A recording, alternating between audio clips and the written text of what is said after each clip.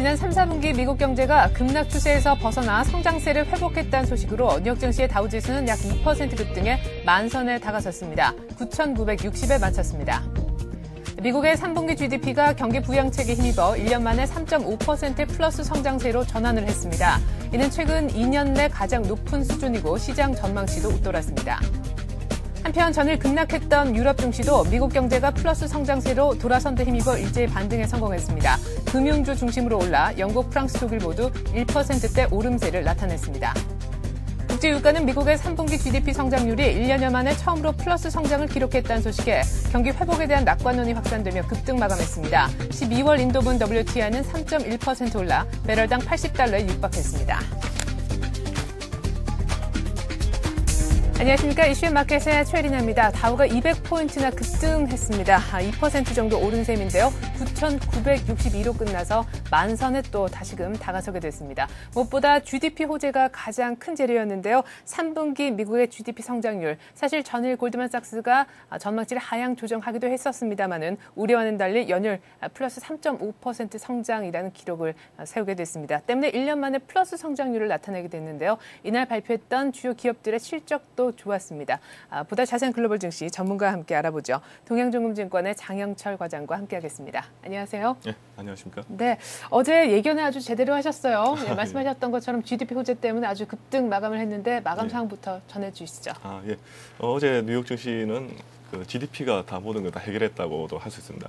일단 전전일날 이제 금융권들이 말씀했던 이제 하향으로 약간 GDP를 조정했었는데요. 굉장히 좀 무색할 만큼 GDP가 굉장히 좀 좋게 나왔습니다. 어제 같은 경우는 GDP가 플러스 성장세로 돌아선 점이 글로벌 증시에 큰 호재로 이제 작용하면서 주요 증시가 이제 상승 마감했는데요. 그에 따라서 지표 개선도 좀 뚜렷하게 좀 두드러지면서 이제 경기 민감주가 급등을 해주고, 그다음 최근에 달러 약세가 다시 또 지속되면서 상품주가 랠리를 촉발하면서 시장이 좀 이렇게 급등하면서 나가겠습니다.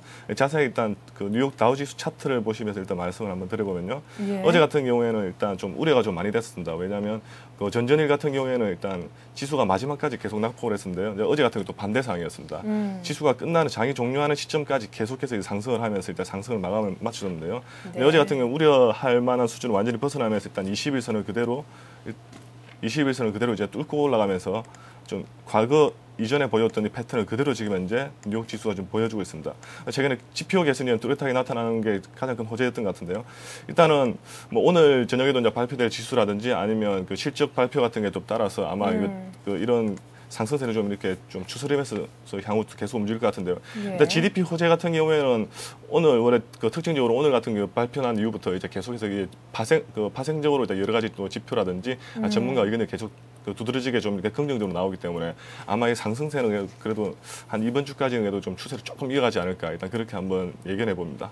예, 차트에서 확인해 본 바대로 역시나 상승세로 출발해서 정말 장중 고점으로 마감을 하는 차트상으로도 아주 아름다운 그런 모습을 확인을 했는데요. 어쨌거나 GDP 호재로 랠리를 펼친 뉴욕 증시, 이제 전체적인 분위기를 다시 한번 정리해 보신다면 어떻습니까? 일단 침체는 끝났다라는 분위기가 좀 많이 퍼진 것도 같은데. 네, 일단 뭐 전문가들이 예상하는 게 일단 GDP 같은 경우 이제 예상보다도 좀 굉장히 좀 좋게 나오면서 일단은 경기 리세션이 이제 종료가 되지 않을까, 내년쯤에는 종료가 되지 않을까, 그렇게 예상을 많이 나오고 있는데요. 일단 반면에 또 다른 의견을 펼치는 전문가들도 굉장히 좀 시장이 좀 많은 편이죠. 일단 굉장히 좀 의견은 좀 많이 분분한 편인데, 일단 지표 같은 게 일단은 실제적으로 이렇게 좋게 나오다 보니까 여러 가지 파생된 전문가들의 의견 자체도 좀 많이 반대 의견도 좀 많이 나오고 있는데요. 네. 일단은 객관적인 지표로 봤을 때는 일단은 어느 정도 경기 침체 상황이나 아니면 리세션 같은 경우는 어느 정도 종료가 되고 있지 않나, 아니면 국내 총생산 같은 경우 지금 계속해서 지금 증가하고 있기 때문에, 그리고 최근에 주택 경기 같은 경우에도 어제 최근에 주택 지표는 좀 좋게 안 나왔지만은 주택 경기도 좀 어느 정도 좀 많이 상향으로 좀 조정되고 있는 상황으로 봤을 때는 향후에는 아무래도 GDP 성장률이 계속해서 좀 이어가지 않을까, 좀 그렇게 좀 예상을 좀 많이 하고 있는 것 같습니다. 네, 일단은 3분기 GDP가 연율로 플러스 3.5%를 나타냈는데 있는데 이 수치 다시 한번 조금 짚어보고요. 이날 보니까 또 고용 지표도 발표가 됐잖아요. 예. 어제 같은 경우는 주간 그 실업 주당 청구 건수도 발표됐는데요. 일단 뭐 시장의 그 전망치보다는 더 소폭 감소했는데요. 네, 발표치가 그 이전치보다는 그래도 한 1,000건 정도 감소하면서 아마 투자 심리가 그래도 안정적으로 좀 나타났던 것 같습니다. 전주보다. 예. 일단 뭐 3분기 GDP 같은 경우는 3.5% 이제 연율로 3.5% 정도 성장하면서 굉장히 뭐 최근 들어서 이제 좀 이렇게 그 침체에서 좀 많이 벗어났던 그 모습 보였습니다. 그리고 어제 같은 경우에는 일단 기업들의 실적 발표도 굉장히 좀 이렇게 호재로 좀 많이 작용했던데요. 전전에 실적 발표를 예상했던 모토로라와 P&G가 예상을 좀 뛰어넘고 좋은 실적을 발표해 주면서 아마 주가 상승에 좀 많이 견인을 했던 것 같습니다. 그리고 안전자산에 대한 선호도가 다시 또 한번 축소되는 그런 분위기가 나타나면서 아마 달러나 미국 국채가 좀 이렇게 약세를 좀 나타내고 그다음 유가와 반면에 금값이 다시 좀 폭등하면서 아마 상품주가 다시 또 랠리를 촉발하는 그런 어제 하루 시장을 좀 나타냈던 것 같습니다. 네, 자 작년 2분기 이후 첫 플러스 성장이고 지금 대공황 이후로 가장 큰 길었던 침체를 이제 좀 벗어나는 신호가 바로 이번 3분기 미국의 GDP 성장률을 통해서 보여졌다라는 분석이 많은데요. 아무래도 좀 많이 쏟아부었던 경기 부양책 공이 가장 컸다라고 볼 수 있지 않을까요? 예, 그렇습니다. 아무래도 경기 부양책이 좀 가장 컸던 이유 중에 하나였습니다. 제가 전에도 말씀드렸다시피 일단 그 GDP 같은 경우는 제조업 같은 경우는 크게 영향을 좀 많이 못 준다기보다도 영향 자체가 이렇게 좀 빈번하게 일어나는 데 비해서 주택 경기라는 경우에는 분기별로 이렇게 조정이 되다 보니까 특히 아무래도 좀 미국 경기가 좀 굉장히 안 좋았던 이유가 아무래도 모기지 사건이 제일 크지 않았습니까? 그에 따라서 이제 주택 경기를 좀 많이 활성화시켰던 게 아무래도 GDP를 좀 끌어올리는데 일조하지 않았나 싶은데요. 일단은 뭐 소비 지출하고 주택 부분 투자가 정부의 투자가 굉장히 좀 많이 컸던 것 같고요. 그리고 그 금융권을 향해 가지고 이제 정부의 그 부양책을 좀 많이 좀 펼쳤던 게 아무래도 경기를 좀 성장시키는 그런 영향을 좀 많이 나타냈는데요. 일단 뭐 전문가들이 우려하는 그 반대 의견을 가지고 있는 전문가들 특징이 뭐냐면 일단 세제 혜택도 많이 줄어들고 향후에 또 경기 부양책도 좀 많이 줄어들고 또 출구 전략이 나올 경우에는 GDP는 또 예상을 할 수가 없다라고 이제 아마 그런 쪽으로 의견을 많이 모아가는 것 같은데요. 이런 상승세를 타기는 조금 어려울 수 있다. 예, 전문가들은 그렇게 보고 있는데요. 아마 또 반대 의견을 또 펼치는 긍정적인 낙관론자 같은 경우에는 만약에 출구 전략을 펼칠 때는 이미 GDP 성장률 같은 경우에는 꾸준하게 상승세를 타고 있기 때문에 그게 큰 문제가 없다라고 일단 많은 의견이 나타나고 있으니까 한번 지켜봐야 될 것 같습니다. 네, 정부로서도 고민이 조금 될 것 같다 하는 생각이 듭니다.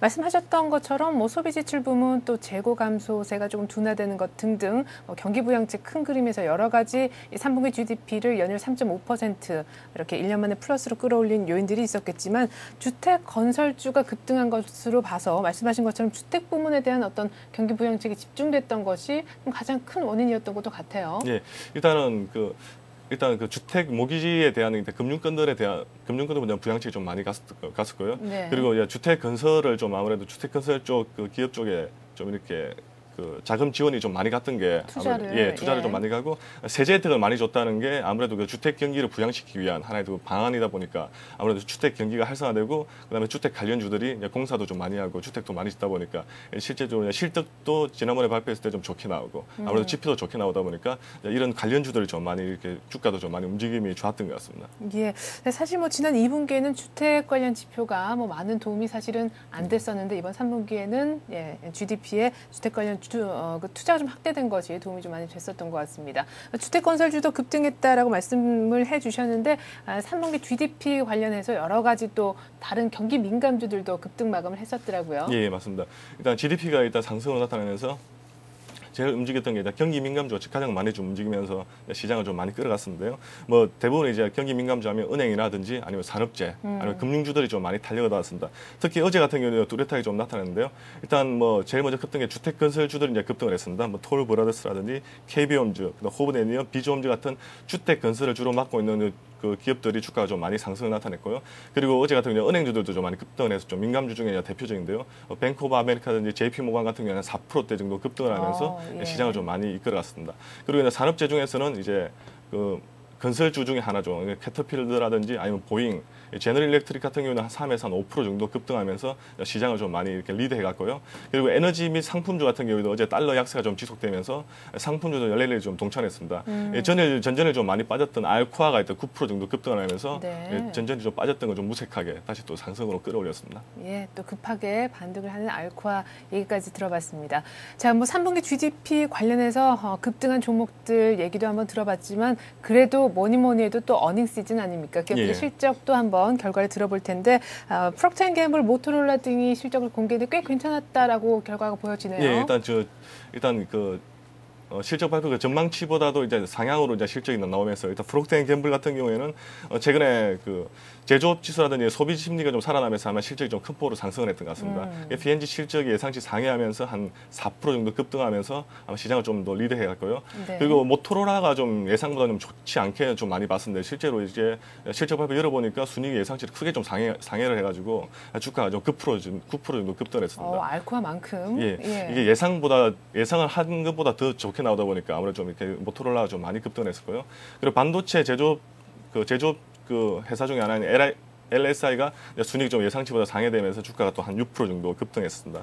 그리고 뭐 세계 최대 보안 업체 중에 하나인데요. 시만텍에 대한 자회사가 실적이 좀 좋게 나오면서 한 13% 정도 급등하면서 시장을 좀 마감하는 그런 하루를 보냈습니다. 네, 일단은 뭐 GDP 호재로 랠리를 보였다라고는 하지만 그 이면에는 굵직굵직한 기업들의 3분기 실적 호재도 역시나 있었던 것 같습니다. 그러니까 결국 지표도 좋았고 실적도 좋았다라는 얘기인데, 자, 그렇다면 이 같은 상승세 거의 만선에 육박해 있는 이 포인트를 오늘 밤에도 계속해서 유지를 해갈 수 있을런지 또 변수들을 챙겨볼 필요가 있겠는데요. 역시나 또 실적 지표 발표가 되잖아요. 예, 맞습니다. 오늘 밤에 일단 주요 그 발표들 이제 체크해볼 지표 같은 경우는 일단 10월 미시간대 소비자 신뢰 지수가 발표가 됩니다. 그리고 10월 시카고 PMI가 발표되는데요. 일단 그 이전치보다는 전망치가 좀 이렇게 소폭 상승하는 쪽으로 좀 나타나고 있는데요. 일단 뭐 시장의 분위기도 아마 이것보다 좀 더 좋게 상향하지 않을까라고 좀 많이 좀 예상을 하고 있는 편입니다. 근데 전에 컨퍼런스 보도에서 나온 소비자 신뢰 지수는 예상 밖의 악화를 보여서 시장이 좀 출렁였었는데 이거는 괜찮을까요? 예, 일단 그 미시간대 소비자 신뢰 지수 같은 경우는 일단 뭐 좀 반면으로 말하면 시장에 그렇게 큰 영향을 좀 많이 못 미치는 지수 중에 하나이기 때문에 아마 시장에서 그렇게 크게 좀 이렇게 주목을 좀 많이 못 받는 게 좀 사실입니다. 네. 자, 그리고 기업들의 실적 예정치도 한번 볼까요? 예, 내일 같은 경우는 이제 그 세계 최대 업체 중에 하나인데요. 그냥 쉐브론이 일단 그 실적을 발표하고요. 그다음에 썬 마이크로 시스템즈가 이제 실적을 발표하는데요. 쉐브론 같은 경우에는 일단은 그 전망치가 이전보다도 이렇게 소폭 상승할 거라고 예상을 좀 많이 되고 있고요. 썬 마이크로 시스템즈 같은 경우는 일단 네트워크 사업을 주로 하고 있는데 일단 경기 침체가 나타나면서 네트워크 사업이 좀 많이 위축된 게 사실입니다. 그러면서 주가가 좀 약간 이전 전망치보다 좀 이렇게 소폭 하회할 것으로 예상을 하고 있는데요. 근데 최근에 소비 심리가 좀 살아나면서 아마 일쪽 그 소비 부분도 좀 많이 상승한 걸로 좀 예상되기 때문에 아마 실적 전망치도 오늘 그 P&G라든지 아마 다른 기업들과 같이 좀 이렇게 소폭 상승하지 않을까 그런 쪽으로 좀 예상이 되고 있습니다. 네, 자, 이왕 이렇게 지표 또 기업들의 실적 예정치까지 한번 본 김에요. 다음 주 일정까지 한번 챙겨보죠. 예, 일단 다음 주 일정 중에 가장 그 주요한 이슈는 아무래도 고용 보고서입니다. 이제 고용 지표가 드디어 이제 또 11월 달에 나타나는데요. 다음 주는 아마 고용 지표에 따라서 이제 시장이 좀 많이 출렁거릴 것 같은데요. 일단은 월요일부터 한번 체크를 해보면 월요일 같은 경우에는 9월 건설 지출이 이제 발표가 되고요. 그다음에 9월 주택 재고 판매, 10월 ISM 제조업 지수가 발표되고 있습니다. 그리고 화요일은 이제 9월 공장재 주문과 10월 자동차 판매가 이제 예정되어 있고요. 수요일은 좀 많이 체크를 해보셔야 될 것 같습니다. 일단 원유 재고 보고서와 함께 FOMC 정책 회의가 3일과 4일에 걸쳐서 이제 일어나고 있습니다. 그리고 10월 ISM 제조업 지수와 그다음에 그 고용 지표 중에 하나죠. ADP 취업자 변동수가 일단은 수요일 날 발표가 될 것 같고요. 그리고 목요일은 이제 실업수당 청구 건수와 3, 4분기 고용 비용 지수가 이제 발표되고 있습니다. 그리고 이제 금요일은 도매 재고와 소비자 신용, 그리고 이제 좀 우리가 좀 많이 눈여겨봐야 할 10월 고용 보고서가 실업률가 그런 게 어떻게 추이를 나타낼지 좀 나타내고 있는데요. 아마 다음 주는 고용 지수에 따라서 아마 주가가 이렇게 그 변동성이 굉장히 크지 않을까 그렇게 좀 많이 좀 예상되고 있습니다. 네, 역시나 가장 중요한 것은 금요일에 나오는 10월 고용 보고서가 될 것 같네요.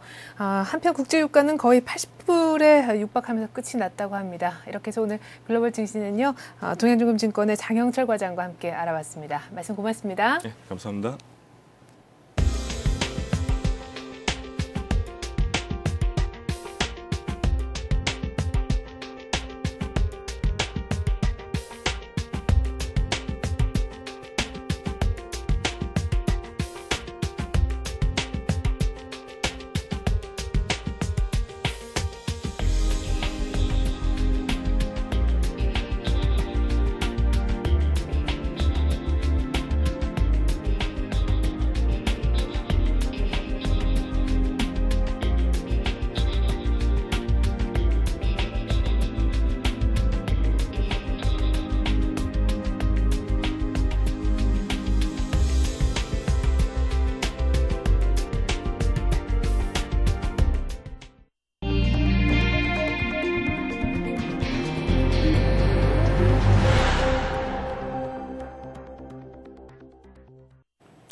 뉴스 따라잡기 시간입니다. 김성수 기자 나와 있습니다. 안녕하세요. 네, 안녕하세요. 네, 어제 헌재에서 미디어법 개정안 관련해서 권한쟁의 심판 사건이 있었는데 굉장히 애매한 결정을 내린 것 같아요. 일단 네. 판결 내용부터 정리를 좀 해주시죠. 예, 어제 헌법재판소의 결정은 정치권이나 미디어업계 또는 국민들의 관심이 쏠렸었는데요. 결과가 다소 애매하면서도 싱겁게 나온 듯합니다. 예. 예.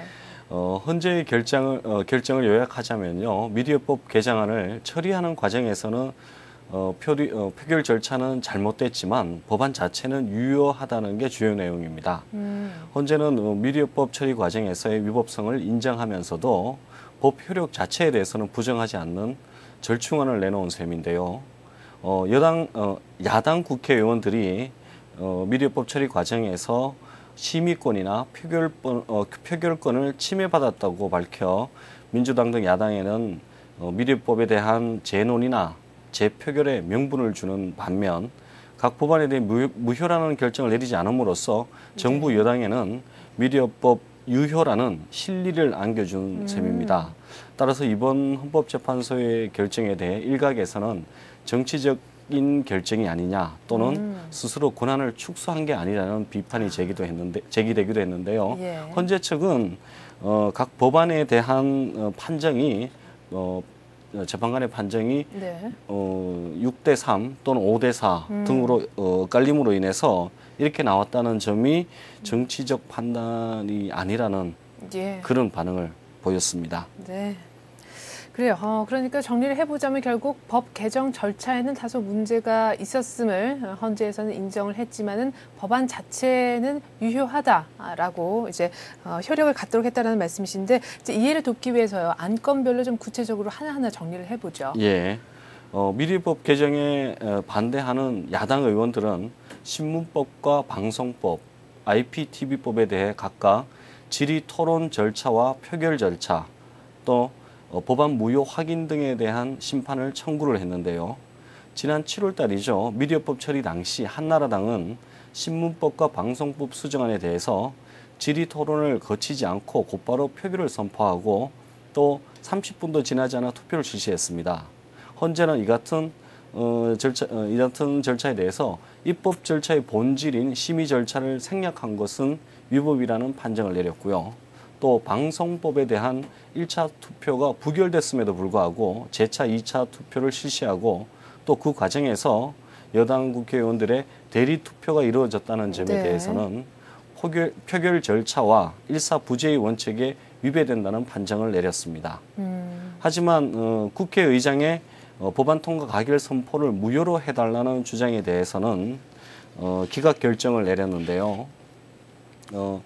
심의 표결 절차를 위반했다는 점이 네. 가결 선포 행위를 무효로 할 정도의 하자로 보기는 어렵다는 판단을 내린 것입니다. 그렇군요. 그러니까 어쨌거나 이제 미디어법 자체는 유효하고 적법하다라는 결정이 내려졌으니까 이제 곧 후속 조치들이 쏟아져 나올 텐데 앞으로의 일정은 어떻게 됩니까? 예, 이번 결정으로 신문 방송 경업과 종합 편성 채널을 허용한 미디어법의 효력은 내일 모레죠. 11월 1일부터 네. 발생하게 되어 있습니다. 따라서 방송통신위원회의 행보가 빨라질 것 같은데요. 방통위는 이르면 다음 주에 방송법 시행령 개정안을 전체 회의에 상정해서 의결한다는 계획입니다. 또 이후 법제처 심사와 차관회의, 국무회의, 관보 게재 절차를 거쳐서 시행령을 개정할 예정인데요. 시행령 개정 이후에는 연말까지 사업자 선정을 위한 세부 지침을 마련하고 또 이르면 내년 초부터 네. 사업자 선정 절차에 돌입할 것으로 보입니다. 하지만 이 같은 일정이 제대로 이루어질지는 미지수인데요.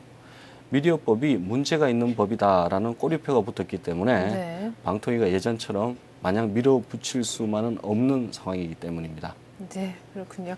자, 계속해서 다음 소식 보겠습니다. 한나라당이 내년 소득세율 인하 대상에 이른바 억대 연봉자는 포함시키지 않겠다라는 의지를 표명하고 있다고 하는데 구체적으로 자세하게 전해주시죠. 네, 한나라당 고위 관계자로부터 나온 소식인데요. 예. 내년부터 이루어지는 소득세율 추가 인하 대상에 억대 연봉자들을 배제하기로 확정했다는 소식입니다.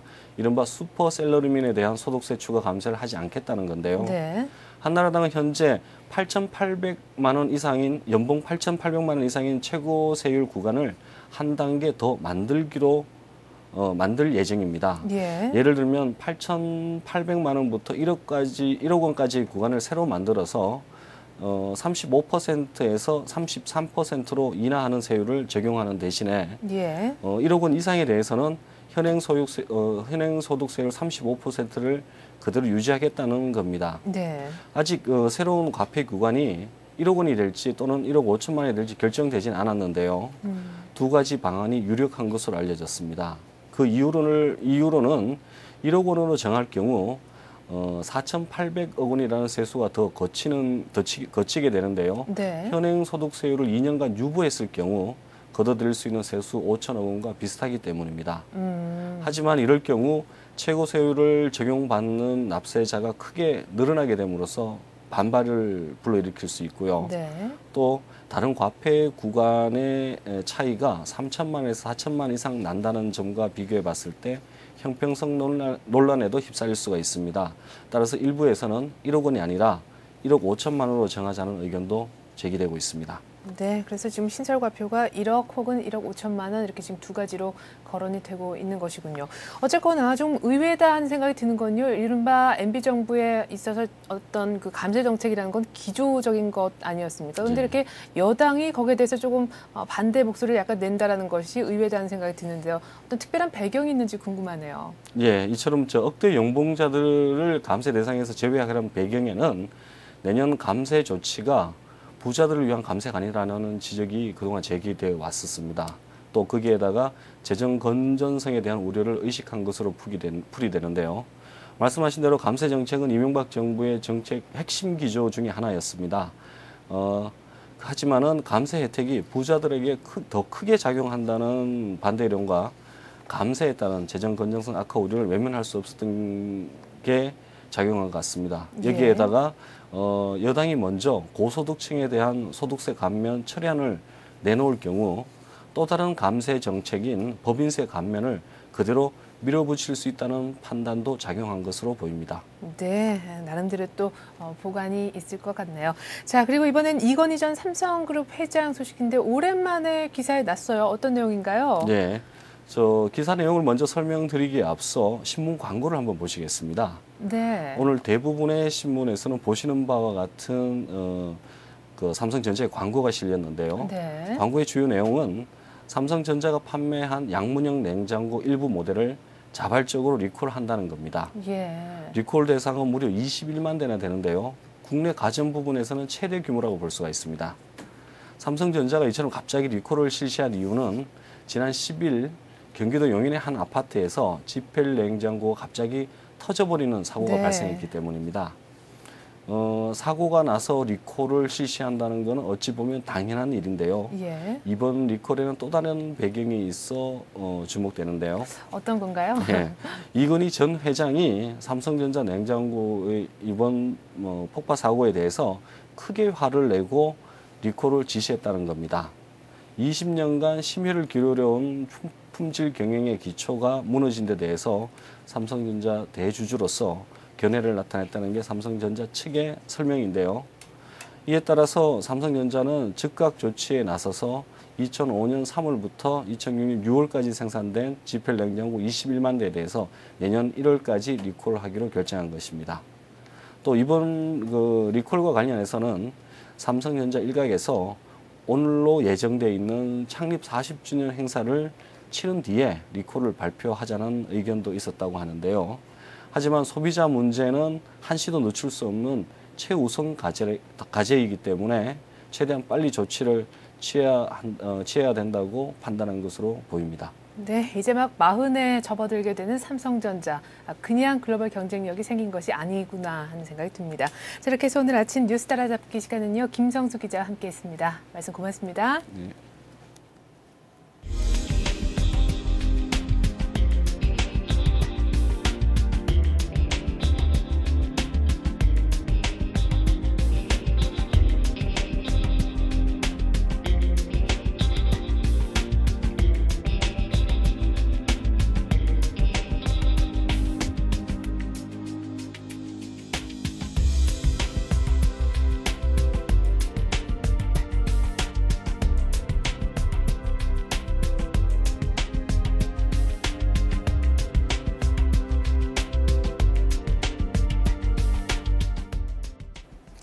9,800선을 이탈했던 다우가 하루 만에 만선에 육박했습니다. 200포인트 올라 2% 상승한 9,961을 기록했는데요. 실적도 좋았지만 무엇보다 가장 큰 호재는 역시나 GDP였습니다. 미국의 3분기 GDP 성장률 연일로 3.5%를 기록해 1년 만에 플러스 성장세로 돌아섰습니다.